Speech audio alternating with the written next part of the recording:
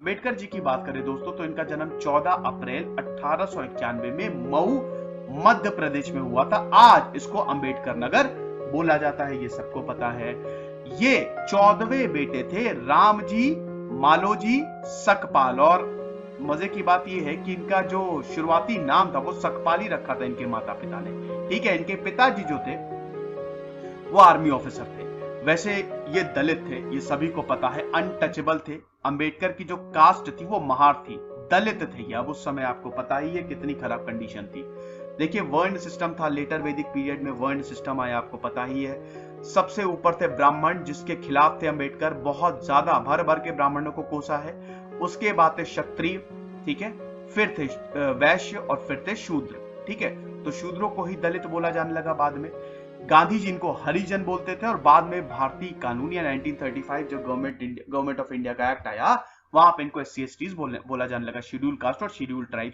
वैसे तो हर कोई इंसान होता है दोस्तों, ऐसा कोई डिवीजन होना ही नहीं चाहिए, पहली बात तो यहाँ पे बहुत सारे डिस्क्रिमिनेशन होते थे इनके साथ, शुरू में बहुत सारी प्रॉब्लम्स होती थी, लेकिन उस सब के बावजूद इन्होंने ज्ञान को अपना हथियार बनाया। आपको बता दूं कि जब इनको इनका स्कूल में दाखिला हुआ और जब ये स्कूल में पढ़ने गए तो बहुत सारी प्रॉब्लम्स थी। वैसे तो उस समय कोई दलित अगर स्कूल में चला जाए तो बहुत बड़ी बात होती थी, सोसाइटी से उसका बहिष्कार होता था, स्कूल में जाने की तो बहुत बड़ी बात है। तो यहाँ पे सबसे बड़ी जो प्रॉब्लम थी दलितों के लिए कि जो एक कॉमन टैंक होता है, वाटर टैंक होता है, आप उनसे पानी नहीं पी सकते, आपको अलग पानी पीना है। ठीक है, तो ये बहुत आप छू नहीं सकते। तो जब अंबेडकर पढ़ते थे स्कूल में, क्लास में बैठते थे तो सबसे उनको पीछे बैठाया जाता था, बिल्कुल अकेले बैठते थे, कोई उनके साथ नहीं बैठेगा। अगर कोई बैठेगा तो अपवित्र हो जाएगा, बहुत बड़ी दिक्कत। पानी भी जो होता था वो डायरेक्टली नल को टच नहीं करते थे। कोई इंसान आता था, ऐसे जग उठाता था और ऊपर से उनको पानी पिलाता था। आप देख रहे हैं ना कैसा भयंकर डिस्क्रिमिनेशन था। तो ये कौन करता था? ये वैसे तो बहुत लोगों को तो जो अपर कास्ट के लोग थे उनको तो सीधा निर्देश थे कि ऐसा आप नहीं करेंगे, लेकिन ये कौन करता था? ये स्कूल का प्यून करता था। तो कभी कभी प्यून नहीं आता था स्कूल में तो इनको प्यासा रहना पड़ता था पूरे दिन। तो ये सारी चीजें जो है अंबेडकर जी ने सही है। आपको बता दूं एक और चीज, वेटिंग फॉर अ वीजा पे मैंने इनके कुछ इंसिडेंट्स के बारे में बताया है कि किस तरीके से बहुत भेदभाव इन्होंने झेला। मैंने आपको बताया था, उसमें याद है कि नहीं, कि जब ये अपने पिताजी से मिलने जा रहे थे छुट्टियों में, इनका पूरा परिवार मिलने जा रहा था, उस समय अंबेडकर जी बहुत ही छोटे 10-11 साल के थे, और बीच में जब इनको प्यास लगी थी, पानी भी देने वाला कोई नहीं था, तो इन्होंने गंदा पानी पिया था। एक नाले का गंदा पानी है वो इन्होंने, मतलब इनके जो भाई थे वो लेके आए थे। तो बहुत सारी चीजें सही है। वेटिंग फॉर अ वीजा का जरूर रिव्यू देखिएगा, उसमें मैंने सारे इंसिडेंट जो अंबेडकर जी के दिल के बहुत करीब और जिन्होंने इनकी जिंदगी हिला दी थी, वो सारे इंसिडेंट उन्होंने किताब में लिखे हैं। वैसे बता दूं कि अंबेडकर जी ने बहुत सारी किताबें लिखी हैं, बहुत सारी, इतनी सारी किताबें लिखी हैं दोस्तों कि पढ़ते पढ़ते इंसान की जिंदगी बीत जाए। और बहुत ही अच्छा लिखा है। 4 थीसिस है भैया इनके नाम पे, 4 बार PhD। यहाँ पे एक ही बार मुश्किल होती है, एक थीसिस लिखने में हालत खराब हो जाती है, इन्होंने 4 लिख डाली। तो इतने ज्यादा पढ़े लिखे थे, ऐसा कुछ भी नहीं था, ऐसी कोई भी चीज नहीं थी जो इनको नहीं आती हो। तभी तो इनको चेयरमैन बनाया गया था ना कंस्टिट्यूएंट असेंबली का। ठीक है, तो ये सारी चीजें थी। अब अगर अम्बेडकर जी की बात करें दोस्तों, तो इनका जो एनरोलमेंट है ये एल्फिंस्टन हाई स्कूल में हुआ था, और ये उस समय के पहले थे भैया जिनको एल्फिंस्टन हाई स्कूल में दाखिला मिला था, फर्स्ट अनटचेबल थे। ठीक है, तो ये बहुत बड़ी एक उपलब्धि थी। और जब इन्होंने चौथे स्टैंडर्ड को पास किया था तो इनकी कम्युनिटी जो थी उनके लिए बहुत बड़ा अचीवमेंट था, तो बड़ा भव्य समारोह इनके लिए रखा गया था, खूब इनको फैसिलिटेट किया गया था, बहुत सारे तोहफे दिए गए थे, और वहां पे इनको भगवान बुद्ध की भी बायोग्राफी प्रेजेंट की गई थी। ठीक है, तो बुद्ध की भी बायोग्राफी इनको दी गई थी। तो ये सारी चीजें हुई। उसके बाद दोस्तों इन्होंने मैट्रिकुलेशन एग्जाम को पास किया, ठीक, एल्फिंस्टन कॉलेज से, और उसके बाद 1912 में इन्होंने इकोनॉमिक्स की डिग्री ली। ठीक है ना, इकोनॉमिक्स की डिग्री ली, फिर पॉलिटिकल साइंस की डिग्री ली बॉम्बे यूनिवर्सिटी से। मीनवाइल बहुत सारी चीजें हुई, उसमें मैं फिलहाल नहीं जाऊंगा, आप वेटिंग फॉर अ वीजा देख लीजिएगा, उसमें मैंने पूरा कवर किया हुआ है। ठीक है, ये जो इनका पूरा डिस्क्रिमिनेशन है ये साथ साथ चलता रहा। ठीक है, जो अनटचेबल्स के साथ बहुत सारी प्रॉब्लम्स थी। तो दोस्तों ऐसा है कि 1912 में जब इन्होंने अपना ग्रेजुएशन पूरा किया तो उच्च शिक्षा के लिए चले गए अमेरिका। अब इनके पास पैसे तो थे नहीं, तो ये स्कॉलरशिप पे गए। उस समय यहाँ के गायकवाड़ थे, उन्होंने एक स्कीम निकाली थी, स्कॉलरशिप देते थे, जो बहुत ही ब्रिलियंट स्टूडेंट्स होते थे उनको स्कॉलरशिप देते थे। तो बड़ौदा स्टेट की तरफ से इनको स्कॉलरशिप मिली और उसके बाद ये हायर एजुकेशन के लिए कोलंबिया यूनिवर्सिटी चले गए।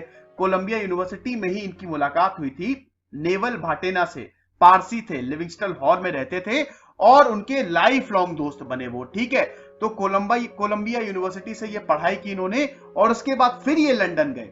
तो ये जो साल आप देख रहे हैं ना, ये सब इनके बाहरी बीते और यहां पे इन्होंने जबरदस्त तरीके से पढ़ाई की, खूब मेहनत की, history, philosophy, anthropology, economics, sociology में महारत हासिल कर ली और इन सारे सब्जेक्ट से दोस्तों इन्होंने एमए पास किया। तो काफी ज्यादा इनको नॉलेज हो गई थी और उसके बाद इन्होंने अपनी पहली थीसिस लिखी एंशिएंट इंडियन कॉमर्स पे, ठीक। उसके बाद दोस्तों इन्होंने अपनी दूसरी थीसिस लिखी national dividend of India, historic and analytical study. ये एक और एमए के लिए इन्होंने थीसिस लिखी, फिर इनको एक पीएचडी मिली, ठीक है ना।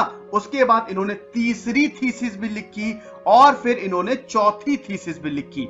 तो ढेर सारी इन्होंने थीसिस लिखी है दोस्तों, पढ़ाई का बहुत शौक था। और उसके बाद जब ये भारत लौटे, इन्होंने फिर ये बिल्कुल निश्चय कर लिया कि मेरा जो ये ज्ञान है वो व्यर्थ नहीं जाएगा, मैं जो अगले जो भी चीजें करूंगा वो अपनी कम्युनिटी के लिए करूंगा।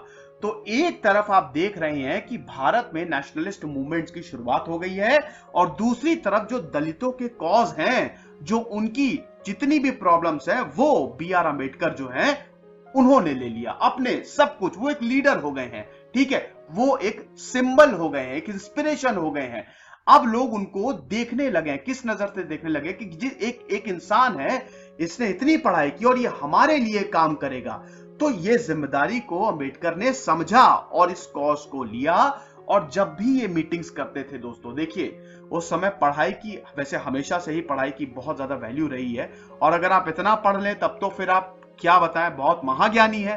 तो अंबेडकर जी महाज्ञानी तो थे ही, तो हर चीज पे इन पे डिस्कशन, मतलब इनकी एडवाइस ली जाती थी, ठीक है। एक्सपर्ट एडवाइस जो है इनकी हर चीज पे ली जाती थी।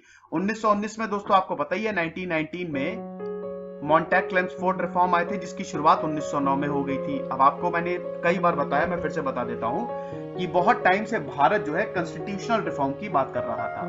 भैया 1885 में इंडियन नेशनल कांग्रेस जो बनी थी, 1885 से लेकर 1905 तक की जो फेज रहा है, ये मॉडरेट्स का ही तो रहा है ना। दादा भाई नायरोजी आए थे यहाँ पे, गोपाल कृष्ण गोखले आए थे। वो क्या बोल रहे थे? वो बोल रहे थे कि हमको ब्रिटिश से थोड़ी ना आजादी चाहिए, हमको ब्रिटिश को तो भी पता नहीं है भारत में क्या क्या हो रहा है, हमको कॉन्स्टिट्यूशनल रिफॉर्म चाहिए, ठीक है, कानून में हमको ज्यादा राइट चाहिए। तो 1909 में आपको पता ही है मिंटो मॉर्ले रिफॉर्म्स आए, यहाँ पे सेपरेट इलेक्टोरेट हो गया था भैया मुस्लिमों के लिए। तो डिवाइड एंड रूल की पॉलिसी पूरी तरीके से चालू थी। कांग्रेस जो इतने सालों से बोल रही थी कि हमको कॉन्स्टिट्यूशन में राइट चाहिए, उनको कुछ भी नहीं मिला, जाओ तुम अपने रास्ते, ऐसा हो गया था। तो कांग्रेस अपने आप को बड़ी ठगा हुआ महसूस कर रही थी और बाद में सारे बड़े बड़े लीडर्स को ये सब समझ में आ गया था। 10-10 साल बाद अंग्रेजों ने बोला था कि हम इसको रिव्यू करेंगे, तो 1919 में ये मॉन्टेग क्लेम्सफोर्ड रिफॉर्म के रूप में आया था, ठीक है। 1919 में वर्ल्ड वॉर 2 भी खत्म हुआ था दोस्तों, और इसी दौरान भारत भी वापस आए थे दोस्तों। आपको बता कौन, अंबेडकर जी भारत भी वापस आए थे। अमेरिका के बाद ये चले गए थे लंदन, ठीक है। लंदन में फिर इन्होंने बार कोर्स लिया, मतलब लॉ का, कानून का कोर्स लिया और वहां पे कुछ टाइम तक ये एनरोल हुए और उसके बाद फिर भारत आए और मुंबई हाई कोर्ट में प्रैक्टिस करने लगे एज अ लॉयर। तो यहाँ पे सब कुछ है, जितनी भी डिग्रीज है उस समय सारी अंबेडकर के पास है, आप देख सकते हैं। दोबारा गए, एक बार भारत आए, फिर दोबारा गए लंदन, फिर अपना कोर्स कंप्लीट करके वापस लौटे यहाँ पे, ठीक है। तो आई होप ये चीज आपको समझ में आई होगी। उसके बाद दोस्तों यहाँ पे 1919 में जो कानून आने वाला था भारत के लिए, मॉन्टेग क्लेम्सफोर्ड रिफॉर्म जिसको बोला जाने वाला था, या गवर्नमेंट ऑफ इंडिया एक्ट, वो जब आया 1919 में, तो उससे पहले जो कमिटी बनाई गई थी उस पे यहाँ पे अंबेडकर जी से काफी ज्यादा कंसल्ट किया गया था। तब वहां पे अंबेडकर जी ने बोला था कि यहाँ पे अनटचेबल्स के लिए एक सेपरेट इलेक्टोरेट हो, उनको अलग से राइट्स देने चाहिए, उनकी सीटें ज्यादा बढ़नी चाहिए, सेपरेट इलेक्टोरेट की यहाँ पे मांग की थी तब। हालांकि उस समय तो बहुत इसको तूल नहीं मिला था क्योंकि और भी बहुत सारी चीजें चल रही थी, लेकिन बाद में 1932 में इसको बहुत ज्यादा तूल दे दिया गया था, तभी तो वो पूना पैक्ट साइन हुआ था, उसकी भी अभी हम बात करेंगे। तो आई होप ये चीज आपको समझ में आई होगी। फिर जो 1927 में जो साइमन कमीशन आई थी उसके लिए भी इनको काफी ज्यादा कंसल्ट किया गया था। 1925 में जो कमेटी बनी थी उसमें भी अंबेडकर जी से काफी पूछा गया था कि आप कैसा चाहते हैं कि कानून हो, किस तरीके का खाका जो है वो बनना चाहिए। इसी दौरान इन्होंने इकोनॉमिक्स से भी अपनी डिग्री ले ली और ये 4th डॉक्टरेट थी इनकी, ठीक है ना। तो एक तरीके से ज्ञान का भंडार हो गए थे अंबेडकर जी। अब दोस्तों क्या हुआ कि इन्होंने ढेर सारे मंथली पीरियोडिकल्स भी निकाले, ठीक। वैसे बता दूं इन्होंने 5 पीरियोडिकल्स निकाले थे। 1920 में मूक नायक जो है वो बहुत ही फेमस पीरियोडिकल था जो अनटचेबल्स या दलितों के लिए काम करता था। यहां पे दोस्तों 1918 आते आते ये बोलने लगे थे, इन्होंने एक तरीके से मूवमेंट स्टार्ट कर दिया था कि ये जो सेग्रीगेशन हो गया है, ये जो दलितों का सेग्रीगेशन हो गया है, उनको समाज से हटा दिया गया है, हमको पानी पीने नहीं दिया जाता, हमको ऐसे देखा जाता है कि हम कहीं किसी और प्लैनेट से आए हो, तो ये तो बिल्कुल बंद करना चाहिए। ड्रिंकिंग वाटर जो है कम से कम इसको तो बिल्कुल हटाना चाहिए। हटाने का मतलब है जो एक कॉमन टैंक होगा जिससे हर कोई पानी लेता है, हर समाज का इंसान अगर एक कुएं से पानी ले रहा है तो हम भी उसी कुएं से पानी लेंगे।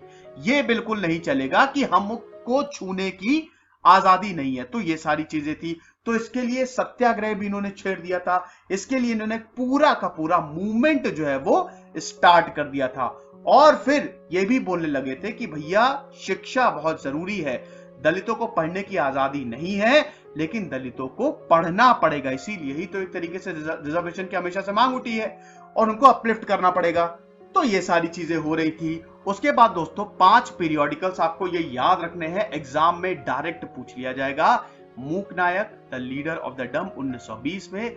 उसके बाद दोस्तों बहिष्कृत भारत, बहिष्कृत बहिष्कार मतलब क्या होता है, बिल्कुल हटा देना, 1924 में। उसके बाद समता इक्वालिटी 1928 में, फिर जनता द पीपल 1930 में, और फिर सबसे famous Prabodh Bharat enlightened India 1956 में। इसी दौरान इन्होंने बौद्ध धर्म को भी धारण कर लिया था, ठीक है। वो हम अगले पार्ट में देखेंगे क्यों हुआ था। 1927 में इन्होंने पूरा एक मूवमेंट स्टार्ट कर दिया था अनटचेबिलिटी के खिलाफ। और ये एक ऐसा समय था दोस्तों जो काफी ज्यादा कंट्रोवर्शियल और आज भी बहुत ज्यादा कंट्रोवर्शियल है, क्योंकि इन्होंने मनुस्मृति को जला दिया था। आपको याद होगा इन्होंने मनुस्मृति को 1927 में ही इसकी कॉपी जो है वो जला दी थी। क्यों जला दी थी? क्योंकि 25 दिसंबर को ही हुआ था और आज भी 25 दिसंबर को मनुस्मृति दहन दिन जो है वो मनाया जाता है। मनुस्मृति क्यों जला दी थी, मनुस्मृति पे आते हैं। मैं आपको इसलिए बताऊंगा क्योंकि इससे आपकी क्लैरिटी बनेगी। आपको पता ही है कि मनुस्मृति एक बहुत ही इंपॉर्टेंट ग्रंथ है, हमारा हिंदुओं का बहुत इंपॉर्टेंट ग्रंथ है। लेकिन यहाँ पे अंबेडकर जी का मानना था कि इसमें कुछ श्लोक ऐसे हैं, ठीक है, और बहुत सारे पंडितों का भी ये मानना है, मतलब पंडित इन द सेंस की काफी स्टूडेंट्स, काफी स्कॉलर्स का भी ये मानना है कि इसमें कुछ ऐसे श्लोक्स हैं जो अनटचेबल्स और औरतों के खिलाफ है, ठीक है। वैसे आपको मनुस्मृति के बारे में चलिए मैं थोड़ा बता ही देता हूं कि मनुस्मृति है क्या। देखिए, पहले भारत के पास कोई कानून नहीं था तो मनुस्मृति को ऐसा कानून माना गया। इस्लाम के पास एक शरिया लॉ था, ठीक है, उनके पास अपना कानून था, हमारे पास कोई कानून नहीं। अब हिंदुइज्म तो बहुत डाइवर्स है, मैं आपको बता चुका हूं। तो यहां पे मनुस्मृति को पहला कानून माना गया और मनु को पहला कानून क्या कहते हैं कि पहला उनको कानून निर्माता माना गया, जो कानून बनाता है, और उनको बहुत बुद्धिमान माना गया, ठीक है। तो यहां पे अंग्रेजों ने और बहुत सारे राजाओं ने भी इसको अप्लाई किया। ये एक लॉ था। अब इसमें क्या है, देखिए दोस्तों, मनुस्मृति जो है वो 12 अध्यायों में 12 पार्ट्स में है, ठीक है, जिसमें लगभग 2700 श्लोक है और कहीं कहीं हमको 3000 श्लोक तक देखने को मिलते हैं, ठीक है। तो ये 12 जो पार्ट्स हैं, चलिए मैं बता ही देता हूं ये 12 पार्ट्स का डिवीजन किस तरीके से है ताकि और अच्छे से आपको क्लैरिटी मिल जाए। इसमें जो सबसे पहला पार्ट है दोस्तों, हम देखते हैं प्रकृति का निर्माण कैसे हुआ, कैसे युग बदले, वर्ण सिस्टम के बारे में इसमें बताया गया है। दूसरे पार्ट में दोस्तों मालिकों की सेवा के बारे में बताया गया है। तीसरे पार्ट में दोस्तों यहां पे बताया गया है कि जब शादी होती है तो क्या रीति रिवाज फॉलो करने चाहिए, श्राद्ध होता है तो क्या रीति रिवाज फॉलो करने चाहिए। चौथे में दोस्तों गृहस्थ जीवन के बारे में बताया गया है, नर्क के बारे में बताया गया है। पांचवा जो अध्याय है वो खासा कंट्रोवर्शियल है क्योंकि यहां पे महिलाओं के कर्तव्य के बारे में बताया गया है, शुद्धता और अशुद्धता का भी जिक्र है। महिलाओं के कर्तव्य के बारे में यहाँ पे महिलाओं के लिए ऐसा बोला जाता है, ऐसे बहुत सारे स्कॉलर्स बोलते हैं। डिवीजन है दोस्तों, आपके ऊपर ये डिपेंड करता है कि आप किसको फॉलो करते हैं, ठीक है।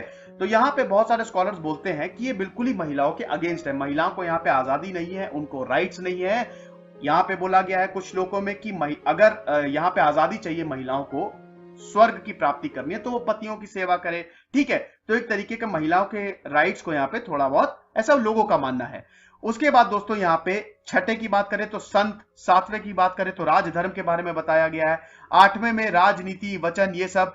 नौवें की बात करें दोस्तों तो पैतृक संपत्ति, 10वें की बात करें तो वर्ण, फिर वर्ण यहाँ पे आया है, 11वें की बात करें तो पाप और कर्म, और 12वें की बात करें तो वेदों और गुणों के बारे में बताया गया। तो 12वां जो है वो बहुत इंपॉर्टेंट है। अब ये वेदों के बारे में अगर यहाँ पे जिक्र आ गया है तो यहाँ पे बहुत स्कॉलर्स का ये मानना है, स्टूडेंट्स का मानना है कि वेदों से डायरेक्ट ये रिलेटेड है। शंकराचार्य का भी ये मानना है, बहुत बड़े बड़े स्कॉलर्स, बहुत बड़े बड़े ज्ञानी पंडितों का ये मानना है।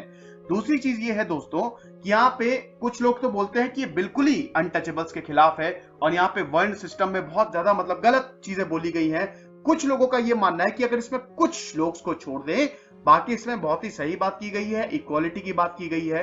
तो ये सारा विवाद रहा है दोस्तों हमेशा से ही, ये सारी चीजें हैं। तो अब यहां पे मनुस्मृति को बिल्कुल कंडेम करते थे बी आर अंबेडकर कि ये इसमें जो बातें लिखी गई है समाज को बांट रही है। इक्वालिटी कहां है यहाँ पे, तो समाज को बांट रही है। तो ये सारी, अब यहां पे आपको बता दूं कि एक बहुत बड़े लीडर हुए थे दलितों के, काशीराम, उन्होंने भी ये बोला था कि जो समाज है वो दो में डिवाइड है, एक तो मनुवादी और एक मूल निवासी। तो ये भी सारी चीजें हैं, ठीक है ना। तो ये सब है, समाज बटा हुआ है। बहुत लोगों का मानना है कि ठीक है, बहुत लोगों का मानना है नहीं है, वो मैं आपके ऊपर छोड़ता हूं, ठीक है। आप कमेंट बॉक्स में इस पे डिस्कशन मत शुरू कर दीजिएगा, पहली बात तो ये। तो यहां पे दोस्तों बात करें तो इन्होंने एक ही चीज की, उसके बाद एक मूवमेंट स्टार्ट कर दिया, लेकिन उसके बाद एक बहुत इंपॉर्टेंट चीज हुई दोस्तों 1932 में। 1932 में क्या हुआ था दोस्तों, कम्युनल अवार्ड, एग्जाम पर्सपेक्टिव से बहुत ज्यादा इंपॉर्टेंट है ये। 1932 की बात करें तो यहां पे देखिए, इससे पहले क्या हुआ था कि गांधी जी ने अगला फेज जो है वो स्टार्ट कर दिया था। पूर्ण साइमन कमीशन के बाद दोस्तों कांग्रेस का सीधा ये डिसीजन था कि अब हम पूर्ण स्वराज की तरफ जाएंगे, हमको टोटल इंडिपेंडेंस चाहिए। अभी तक बी आर अंबेडकर कांग्रेस से जुड़े नहीं है, वैसे वो कभी भी नहीं जुड़ेंगे कांग्रेस से, वो कांग्रेस से तो जुड़े नहीं है। तो उनका सीधा सीधा ये मानना था कि हमको पूर्ण स्वराज चाहिए, इंडियन नेशनल कांग्रेस का ये मानना था। इधर बी आर अंबेडकर का मानना है कि हमको ज्यादा राइट्स चाहिए, हमको अनटचेबल्स, दलितों के ज्यादा राइट्स होने चाहिए। तो अब दोस्तों यहां पे गांधी जी ने अगला फेज जो है वो स्टार्ट कर दिया। वैसे बता दूं कि गांधी जी और अंबेडकर जी के भी रिश्ते बहुत ज्यादा अच्छे नहीं थे। हालांकि गांधी जी ने ही बोला था कि जो कॉन्स्टिट्यूएंट असेंबली बन रही है, जो हमारे कानून का निर्माण हो रहा है, उसमें अंबेडकर जी का होना बहुत ज्यादा जरूरी है, ठीक है। वैसे अंबेडकर जी का बहुत लोग ये भी बोलते हैं कि ये भी मानना था कि गांधी कोई महात्मा थे ही नहीं, एक मुखौटा था उनका, ठीक है। तो यहां पे दोस्तों ऐसा है 1932 में ये 1930 में ये जो अगला फेज है जो इंडियन नेशनल मूवमेंट का, वो गांधी जी ने स्टार्ट कर दिया था। दांडी मार्च से शुरू हुआ था, फिर सिविल डिसोबीडियंस मूवमेंट। तो इसके लिए फर्स्ट राउंड टेबल कॉन्फ्रेंस हुई थी, सेकंड राउंड टेबल कॉन्फ्रेंस हुई थी। क्यों? कानून पे बात करनी थी, ठीक है ना। ब्रिटिश ने इनवाइट किया था नेशनल कांग्रेस को, टेबल पे बैठो, कानून पे बात करते हैं।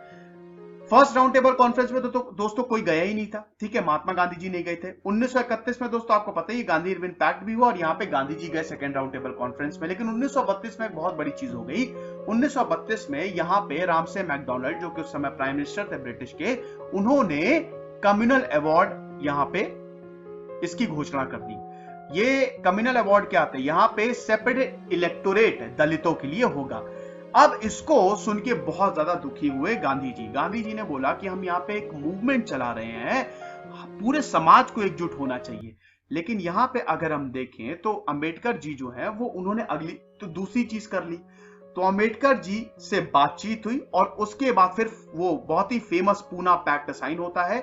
इस पूना पैक्ट में यह था कि हम ब्रिटिश के साथ कोई भी समझौता नहीं करेंगे, लेकिन हाँ जो इलेक्टोरेट्स है इसमें दुगनी कर दी गई थी। 71 से 148 यहाँ पे जो डिप्रेस्ड क्लास के लिए जो सीट्स हैं वो 148 कर दी गई थी, ठीक है ना। तो ये चीज है। तो ये पूना पैक्ट था कि हम अंग्रेजों के साथ नहीं जाएंगे, लेकिन हम अपने जो राइट्स है उसको भी नहीं छोड़ेंगे, ठीक है। तो ये गांधी जी की तरफ से वैसे बता दूं मदन मोहन मालवीय थे और बी आर अंबेडकर ने साइन किया था। गांधी जी क्या, वैसे हिंदुओं की तरफ से मदन मोहन मालवीय थे और हाँ ठीक है, हिंदुओं की तरफ से मदन मोहन मालवीय थे और डिप्रेस्ड क्लास की तरफ से बी आर अंबेडकर थे। तो इन दोनों के बीच में पूना पैक्ट हुआ था 1932 में, जिसमें से सीट जो है वो दुगनी कर दी गई थी, 71 से 148 कर दी गई थी। तो आप आई होप ये चीज आपको समझ में आई होगी।